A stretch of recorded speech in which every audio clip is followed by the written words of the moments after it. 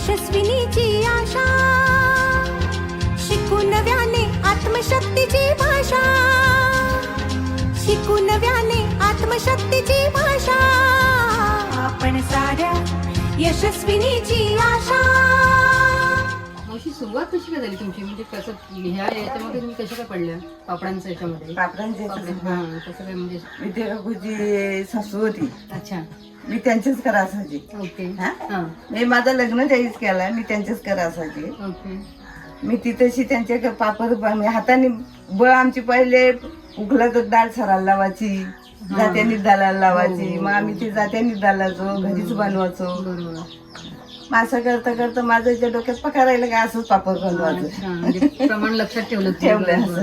तर हा बिझनेस केला पाहिजे असं कसं कळलं, कसं काय तुम्हाला म्हणजे हे झालं? नंतर ना मग अशी मजुरी थोडीशी पोराची शाळा झाली, पोर माझी मोठी झाली लग्नाची, मग मला मजुरीत परवडत नाही. बरोबर.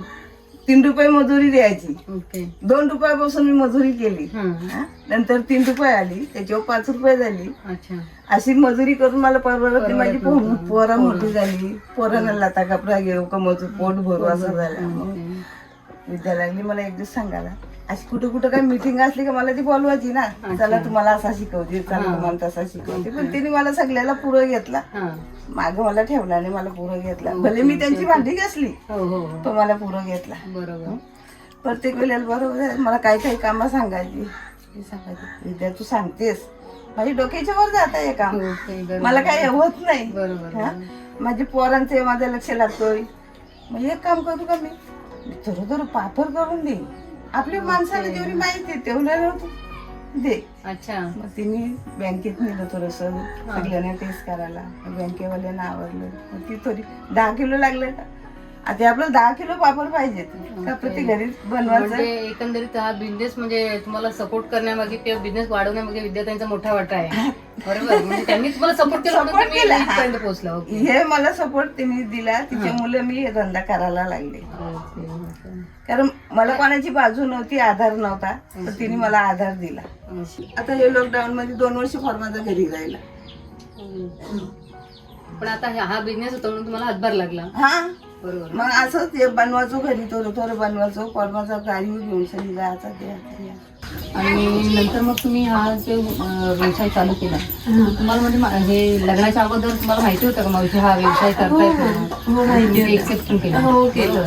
आता ह्या पुढे तुम्ही कंटिन्यू करणार? ओके. मग आता तुम्ही तुमच्याकडे जर महिला म्हणजे आहेत रोजगार, महिलांना तुम्ही रोजगार देताय, ओके. तर तुम्ही हे म्हणजे कोणत्या बचत गटाच्या मार्फत केलंय की कोणत्या काय समजा? हो, बचत गटाचे यशस्विनी म्हणून आहे, त्याला आम्ही गट जॉईन केलेला आणि त्याच्या मार्फत हे करतोय. ओके. म्हणजे यशस्विनीच्या मार्फत म्हणजे ते यशस्विनीला जोडलं. हा, गट ओके. आणि ह्याच्यासाठी तुम्हाला मदत तुम्ही आपल्या काही विद्यार्थ्यांनीच केली. म्हणजे काहींचा मोठा वाटा आहे तुमच्या हो, ह्याच्यासाठी. हो. तुमचा आतापर्यंत जो बिझनेस आहे म्हणजे जो पण त्याच्यासाठी त्यांनी आम्हाला म्हणजे त्यांचं मार्गदर्शन देऊन आता आईंना आमच्या ट्रेन केलं, तसं त्यांनी मला केलं, असं आता चालू आहे. शिकू नव्याने आत्मशक्तीची भाषा, आपण साऱ्या यशस्विनीची आशा, आपण साऱ्या यशस्विनीची आशा.